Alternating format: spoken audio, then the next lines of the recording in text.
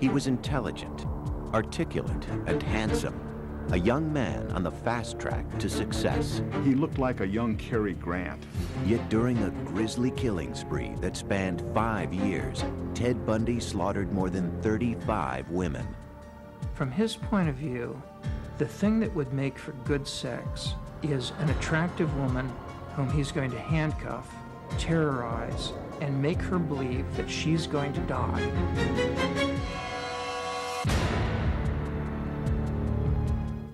Sure, I get angry. Very, very angry and indignant. I don't like being locked up for something I didn't do, and I don't like my liberty taken away, and I don't like being treated like an animal, and I don't like people walking around and ogling me like I'm some sort of weirdo, because I'm not.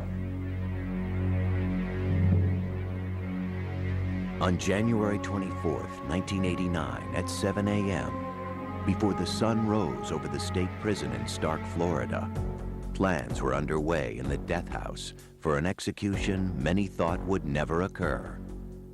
The electrocution of Ted Bundy, America's most notorious serial killer. After nearly 10 years on death row, Bundy was scheduled to die for the 1978 murder of Kimberly Leach, a 12-year-old girl.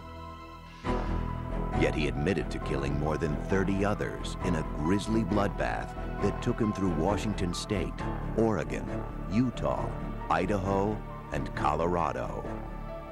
Since his original capture in 1976, Bundy had become a media sensation. I'll plead not guilty right now.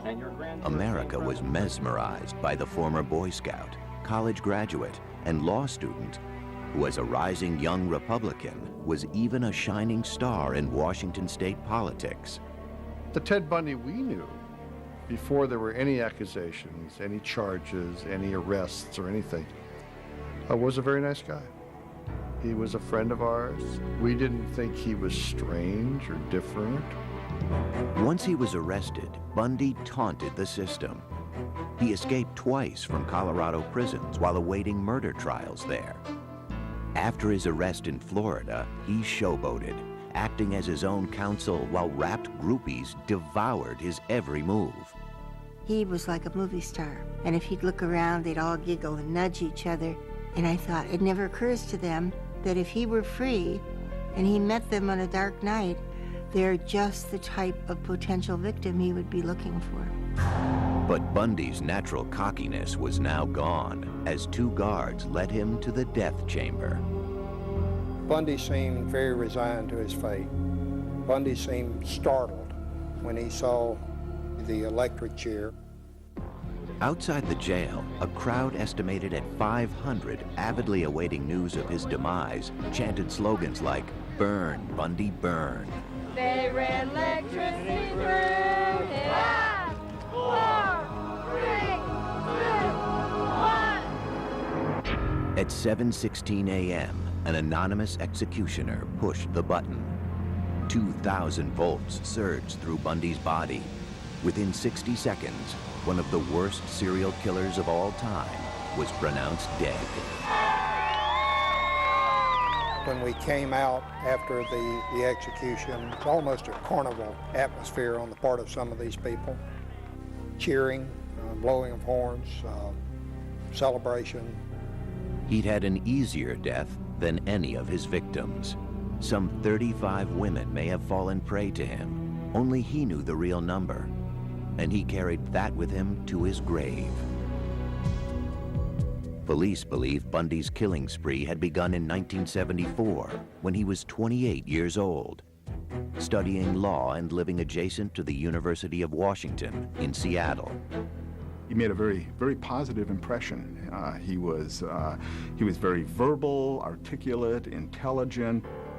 I guess if I were to characterize him, he looked like a young Cary Grant.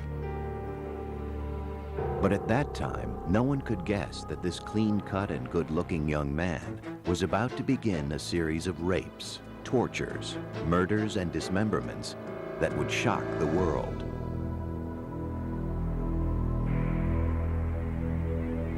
After midnight on January 4th, 1974, Ted Bundy stood outside the basement bedroom window of Joni Lenz, an 18-year-old student at the University of Washington. He entered her bedroom through a door accessible from outside, and while she slept, he savagely bludgeoned her with a crowbar. The next morning, Joni was found surrounded by a pool of blood. A bed rod had been torn away from her headboard, and in a sexual frenzy, rammed into her vagina. There was a specific reason why Bundy singled out Joni. It was a physical characteristic she shared with almost all of his victims. She wore her hair long and parted in the middle, but it would take years before the police understood why that moved Bundy to murder. Linda Ann Healy was a senior at the University of Washington, majoring in psychology. On January 31st, 1974, after Linda had gone to bed, Bundy broke into her room. He knocked her unconscious, wrapped her in bed sheets, and quietly carried Linda out of the house.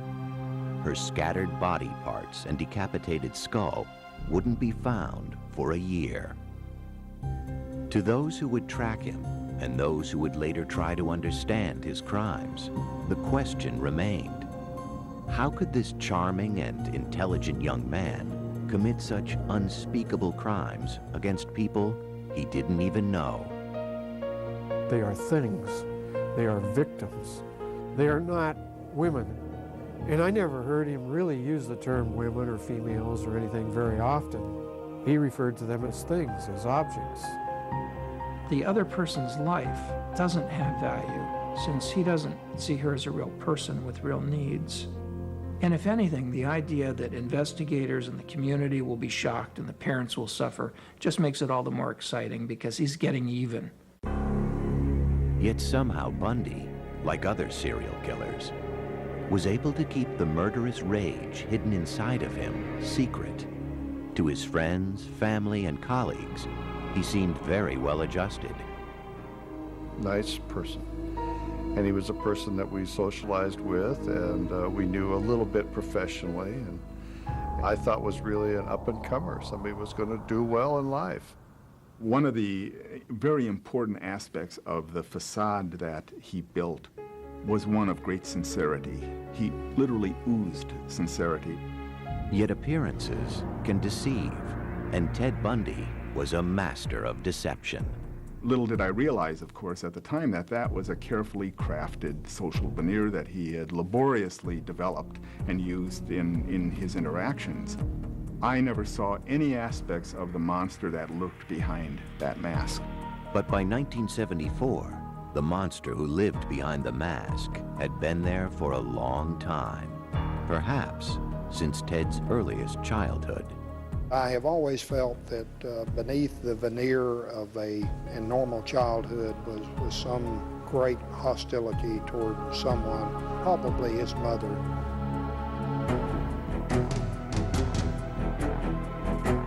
Police believe that in 1974, Ted Bundy embarked upon a series of grisly murders that began in Seattle, Washington, and over a period of 5 years spread through Oregon, Utah, Idaho, Colorado, and Florida. His rampage took the lives of at least 35 young women. When he was arrested in 1976, one of those most steadfast in his defense was his mother, Louise Bundy. She would continue believing in her son until his execution in 1989. My Christian upbringing tells me that to take another's life under any circumstances is wrong. And I don't believe the state of Florida is above the laws of God. Louise is a petite woman, a very nice woman. She was in denial until the night before Ted was executed, when he told her the truth. Many experts believe the seeds of Bundy's rage were planted in his childhood. He was born Theodore Robert Cowell on November 24th, 1946, in Burlington, Vermont. His mother, whose maiden name was Eleanor Louise Cowell, was a prim, modest department store clerk who had come to Vermont from her home in Philadelphia to give birth to her child, a child born out of wedlock.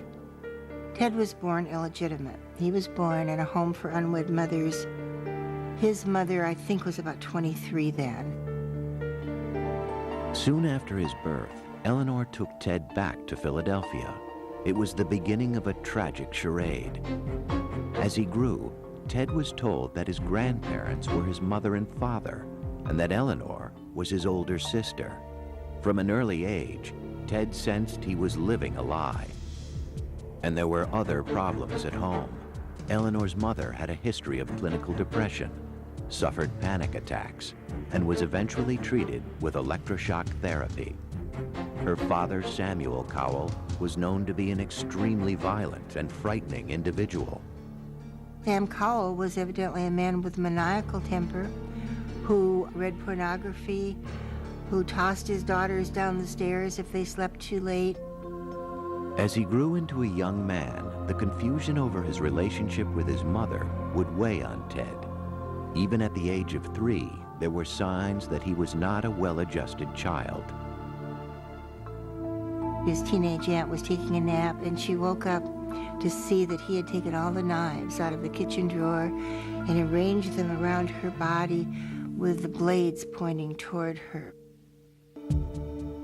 His mother, concerned with this behavior and trying to escape the control of her father, moved with Ted to live near her uncle Jack Cowell and his family in Tacoma, Washington. In later years, Ted said that it was devastating for him to leave Sam, the man he thought of as his father. In Tacoma, Eleanor went by her middle name Louise and worked as a secretary at the Council of Churches. One evening, she met a hospital cook named John Culpeper Bundy. Louise married him a year later, and her son finally had the name he would carry through life, Theodore Robert Bundy. But Ted was never close to John. He had a lot of conflict with his stepfather, looked down upon his stepfather because his stepfather didn't have a high enough station in life.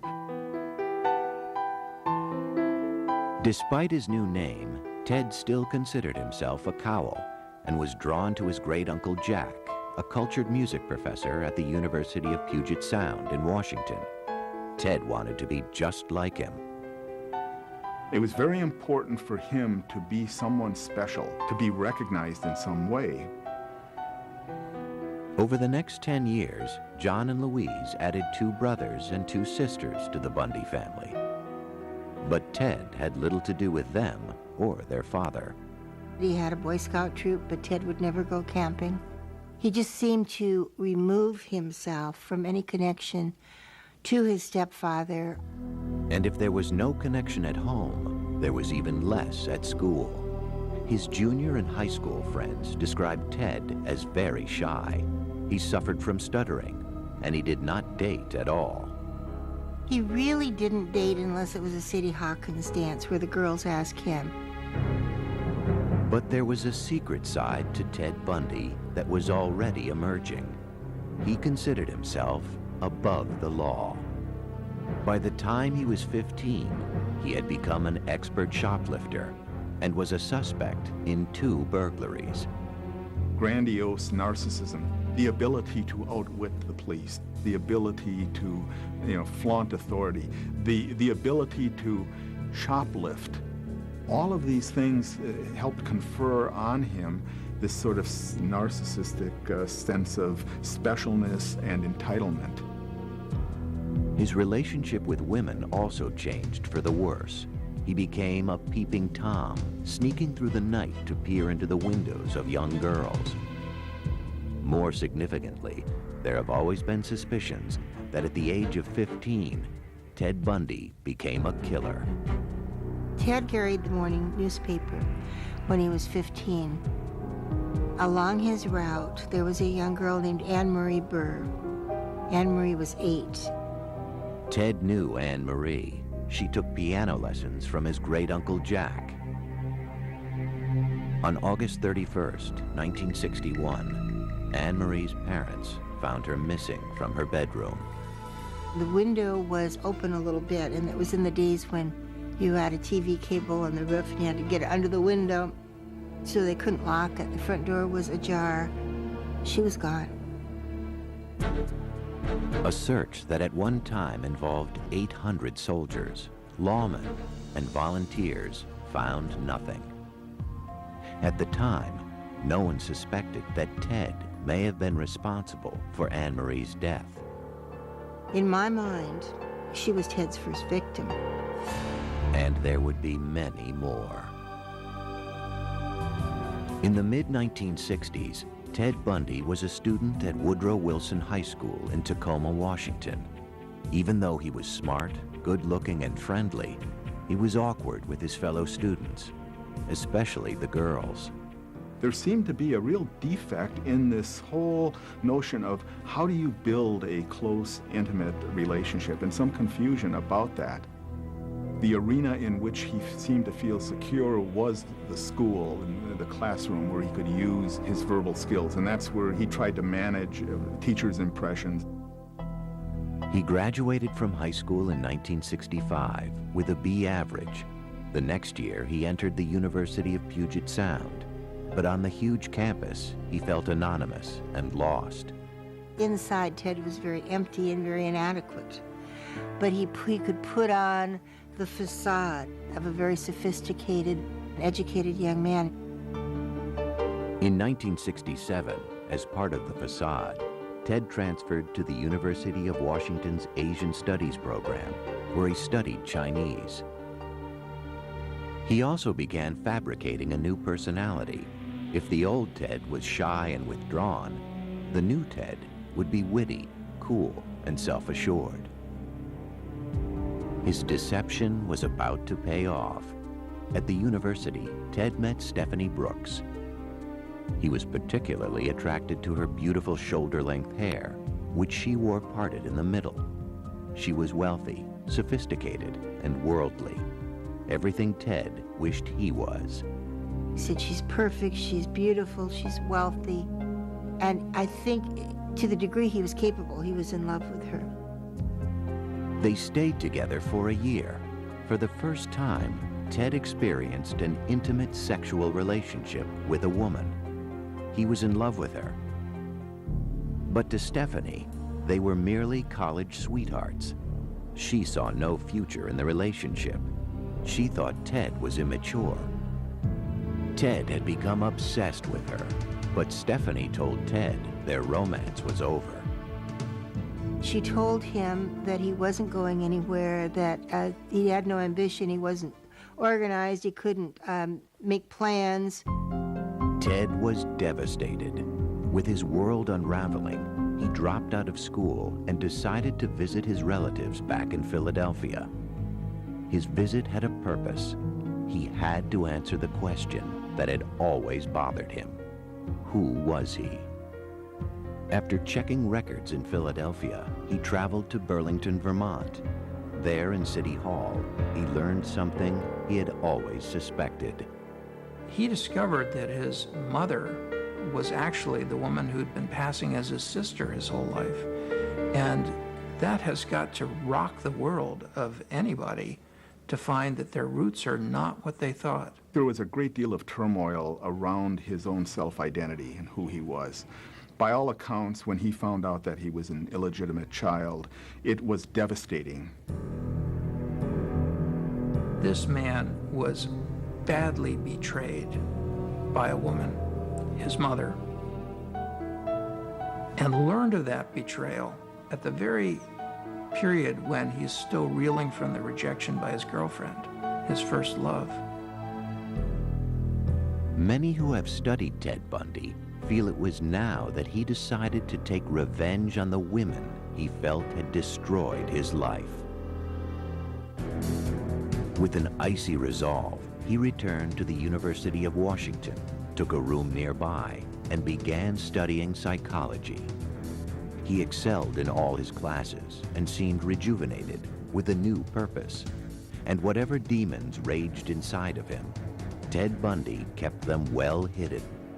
Many people like him have an ability to create compartments in their lives. And this entity, this demon, this depraved monster lived in one of those compartments. As far as anyone knew, Ted's life seemed to be changing for the better. In 1969, he met Elizabeth Kendall, a young divorcee. They began a friendship and then a romance. Very smart, shy young woman. She came up here from Utah. They met in a tavern. She loved it. She loved him unabashedly. His relationship with Elizabeth seemed to work wonders for him, but underneath, he was seething and plotting revenge. If you really have a very negative core in yourself, there's this kind of envy, a need to destroy the beauty in others. And the first one on his list was Stephanie Brooks. He was secretly still talking to Stephanie, hoping to make her fall in love with him again, in order to hurt her, just as she had scarred him. To enhance his image, he became active in local politics, working on the governor's re-election campaign. I thought he was very smart, good at politics. He was good at what he did. He was friendly. In 1971, at the age of 25, Bundy was working in his spare time at the Seattle Crisis Center, manning the suicide hotline phones. Beside him worked soon-to-be author Ann Rule. He was kind. He was very good on the phone. And ironically, we saved lives together. Now, at that point, if anybody had told me that there was anything underneath this perfect surface, I would have said, you're crazy. Because we were locked up all alone together in a 4-story Victorian mansion that looked like nothing so much as the house in Psycho. But I felt safe locked inside with Ted Bundy. By 1972, Ted's first real girlfriend, Stephanie, still inhabited his thoughts and his plans. On a business trip to San Francisco, he met with her, and the new Ted Bundy swept her off her feet. And she fell madly in love with him and agreed to marry him. As soon as she agreed to marry him, he dumped her. 2 days later, on January 4th, 1974, Ted Bundy began a 5-year rampage of killing that would horrify the nation. Most of his 35 victims had one thing in common. His ideal victim was a small frame female, long hair, parted in the middle, style of person, usually pretty good looking. They all resembled Stephanie Brooks. On January 4th, 1974, just days after severing his relationship with Stephanie Brooks, Ted Bundy began his reign of terror. Over the next 6 months, 8 women disappeared from college campuses in Washington, Oregon, and Utah. I think he was looking for victims 24 hours a day. There were people that he specifically was scoping out, acting like a predator towards, and then there were those that were just happened to be at the right place at the right time for him. His first 2 victims were students at the University of Washington. People like to believe that it was someone from outside. There must be some depraved killer out there in the community who is coming to the campus. Little did we know that the killer was one of us. Even his girlfriend, Elizabeth Kendall, had no idea who Ted really was. From February through June 1st, Carol Valenzuela, Nancy Wilcox, Donna Manson, Susan Rancourt, Brenda Ball, and Roberta Parks all vanished. Nobody had connected any of these cases together. Different police jurisdictions, different states. This was a terrible mystery. I mean, how could these girls suddenly just disappear? One little girl was walking like 30 feet from the back of her sorority to another sorority, and boom, she's gone. How could this happen? Her name was Georgianne Hawkins. Years later, after his capture, Bundy divulged the perverse methods he used to stalk and capture so many of his victims. He preyed upon their kindness by pretending to be injured. The girls he picked were all helping kinds of people. Here's this guy on crutches often, limping along, dropping his books, And he would ask young women, well, could you help me get these to my car?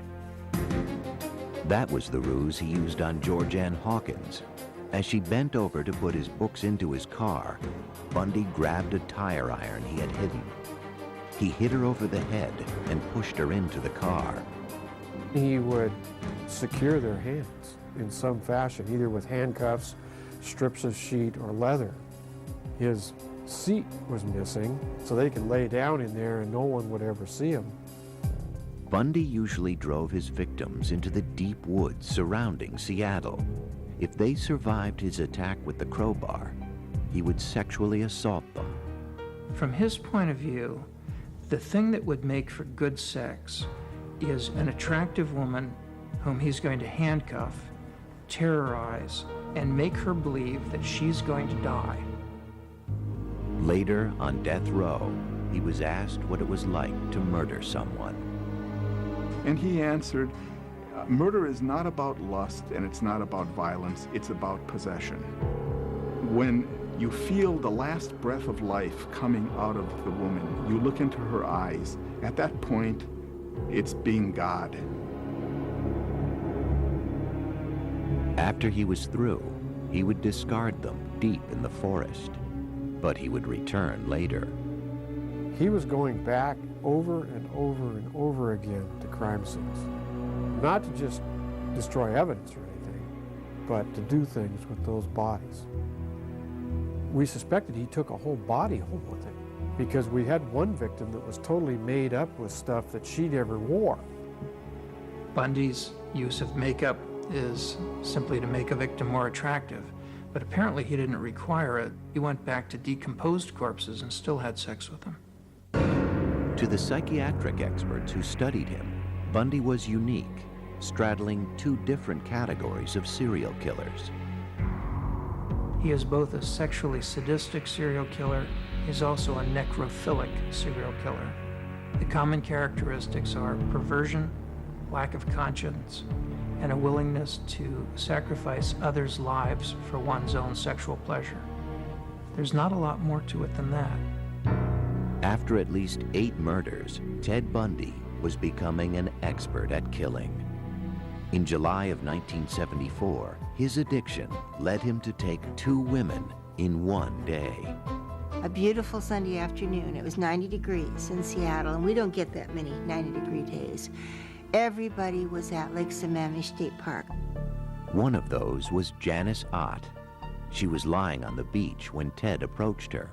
He had his arm in a sling.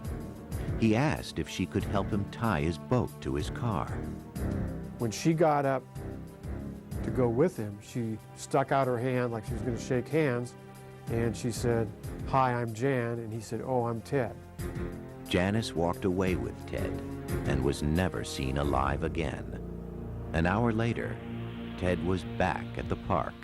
There were at least 4 to 5 other women who were approached between, say, 1 o'clock in the afternoon and 4:30. But something about Bundy must have put them off. Denise Naslund wasn't as lucky.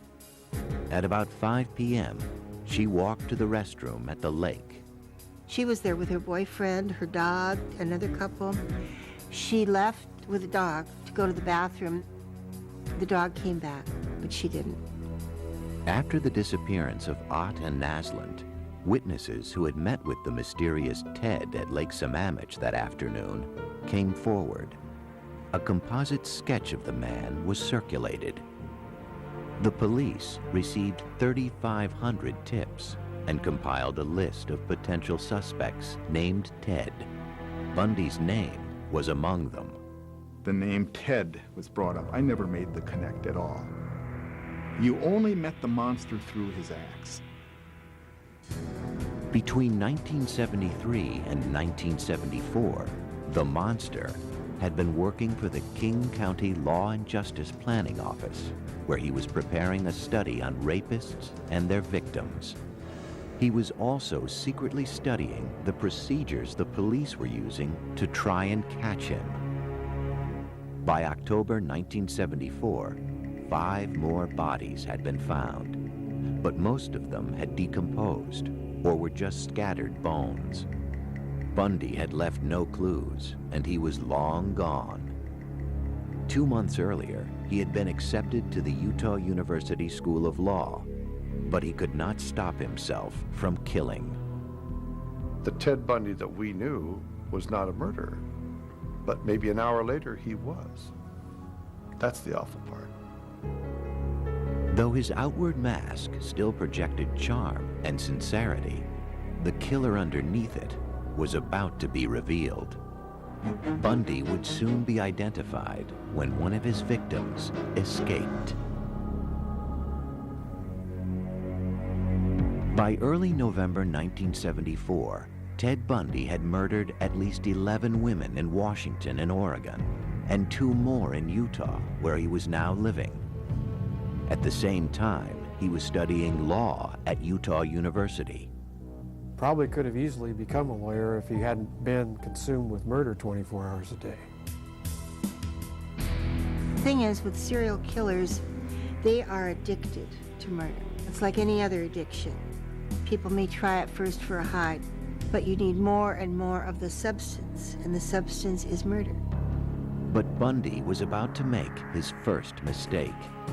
On November 8th, posing as an off-duty policeman, he tried to abduct 19-year-old Carol DeRanche from a shopping center. He told her someone had broken into her car and offered to help. But inside his car, he tried to handcuff her. Carol fought back, and with the handcuffs still on her wrists, was able to jump out of the car and escape. Here we have a living victim that's able to describe her abductor, describe the car, and also provide evidence with the handcuff that was still on her wrist. But the police still had no idea who her attacker could be, and Bundy was a master of disguise. He just looked different all the time. One time he'd have a beard, one time he'd have long stringy hair, one time he'd have a short haircut, and I think it varied with, what he was doing at the time. As 1975 began, Bundy widened his net to include Utah, Idaho, and Colorado. He killed 8 women between January and August, but there was no way to connect the murders. Since July of 1974, the Washington police had whittled down their number of suspects named Ted to 200. Bundy remained on their roster, but still, no one suspected the law student at Utah University. The disappearances come closer together, the murders come closer together, the orchestration is more finely tuned. But Bundy's luck was about to change. Early on the morning of August 15th, Bundy's car was stopped by a police officer in Utah. Because he had been driving erratically, his car was searched. In the midst of that investigation, the trooper found this bag. And in the bag was a crowbar, handcuffs, ski mask. So he carried his own chamber of horrors around with him. Bundy was immediately arrested on suspicion of burglary. They also found gas receipts and maps that later linked Bundy to the sites of the abductions in Colorado. And more importantly, in a police lineup, Carol DeRanche identified Bundy as the man who had attacked her. We were shocked. We couldn't believe it. We tried to raise money for a defense fund for him and tried to protect him. We couldn't believe it. They had to have the wrong guy. On February 23rd, 1976, Bundy went on trial for her attempted kidnapping. As the trial began, Bundy sat in the courtroom, totally convinced that he would be found innocent. But on the stand, Carol DeRanche told of her ordeal at his hands and pointed Bundy out as her assailant. He was found guilty and sentenced to 15 years in prison. While he was incarcerated, investigators linked him to the murder of Karen Campbell in Colorado. But nothing fazed Ted Bundy, even being featured as the lead story on the evening news. Have you ever physically harmed anyone? Ever physically harmed anyone? No. No. Again, not in the context, I think, that you're speaking of. Ted was very self-assured to the point of cockiness. Even when the murder charges had been filed. In April of 1977, he was transferred to Colorado to await trial. There, Bundy fired his lawyers and was granted permission to defend himself in the upcoming case. Bundy had supreme confidence in his intellect, in his ability to beat the system, to work the system. Even if it meant avoiding trial completely. 2 months later, after casing out the court's law library, he jumped out of a 2-story window and escaped. Though captured 6 days later, he wouldn't stay locked up for long.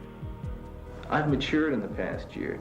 Believe me, I've grown in the past year, and I've learned a lot of things about myself in the past year. My only misgivings is that I might never be in a position to apply it, on the streets where I'd like to apply it. But soon he would apply it. On New Year's Eve, 1977, Ted Bundy shimmied through an air duct of the Colorado jail and walked to freedom. He went through the top of his cell, down through the jailer's apartment, out into a blizzard. Free once again, Ted Bundy would continue to kill. Ted Bundy had succeeded in a spectacular prison escape and had made his way to Florida. He was now on the FBI's most wanted list, something he must have relished. Loved it, loved it. I always said that infamy became Ted.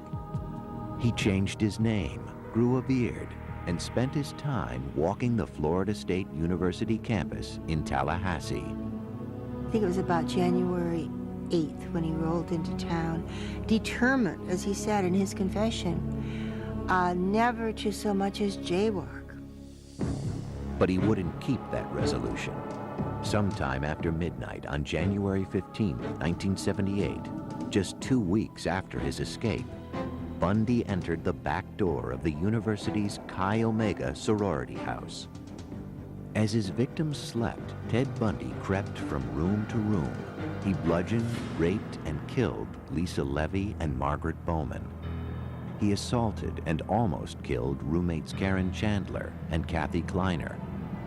I think he went in that house to kill every single woman in it. But Bundy wasn't finished. Less than a mile away, he broke into the apartment of Cheryl Thomas. Though he savagely beat her and left her to die, she survived. She was the 5th woman Bundy had attacked that night. Justified and entitled. After what women did to him, why shouldn't he do this to women? An attractive and popular junior high school student, Kimberly was kidnapped, brutally assaulted, and killed. But Bundy's reign of terror was about to end. On February 15, 1978, a patrolman pulled over a VW Bug that had been reported stolen. Ted tried to flee on foot. There was a struggle. There was actually a round fired, and the officer was able to bring Ted into custody. Bundy was arrested and identified. Over the following months, investigators in Florida gathered evidence that tied Bundy to Kimberly Leach's murder and the murders and assaults at the sorority house. Though other states sought to extradite Bundy, his first trial would begin in Florida on July 7, 1979. You're going to represent yourself, or you're going to get another attorney? I'm staying with the man I know best right now, and that's me.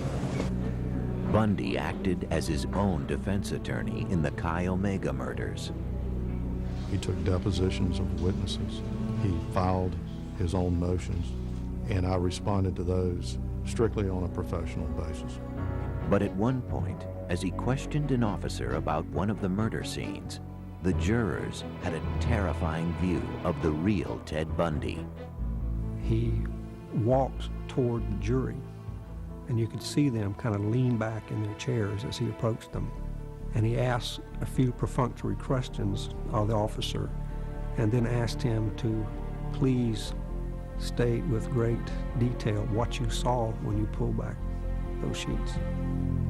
And there was no human being in that building or watching the TV at that time that could have thought anything other than this man wanted to relive that event. 2 weeks later, Bundy was found guilty and sentenced to death for the murders of Lisa Levy and Margaret Bowman. In January 1980, Bundy went on trial for the murder of Kimberly Leach. Again, he was found guilty and sentenced to death. But his execution would not take place for some time. Over the next 9 years, Bundy would appeal his convictions and cheat death by a series of last-minute stays, sometimes only minutes before his sentence was to be carried out. Finally, after countless appeals, Bundy's date of execution was scheduled for January of 1989. To postpone his death, he told authorities that he would provide information on other unsolved cases linked to him. He gives them just enough information to get their interest, to show them that he does, in fact, know what he's talking about. And then Bundy systematically tells these investigators, you need to get with your authorities and have them contact the Florida authorities because I need more time to tell you this. This is all I can tell you today. And I need more time. If you can just get the Florida authorities to agree to more time, I can provide you with all of the details. It was a desperate ploy. It was a last-ditch effort, but even there, I think Bundy, up until the morning of his execution, Bundy really thought that he could postpone the inevitable. But he couldn't. On January 24th, 1989, at the age of 41, Ted Bundy, the articulate, handsome boy next door, a man who had the capability of being virtually anything he wanted, but who instead chose to become a monster obsessed with murder, was executed in the electric chair. The real question isn't how to remember Ted Bundy. The question is how to remember all those girls. You know, right at the prime of their lives. You know, all these kids were 19, 20 years old. They had the world by the tail. They had the future. And how many families were left in just total tragedy and disarray? And unfortunately, we remember Ted Bundy, and I'd much rather remember those girls.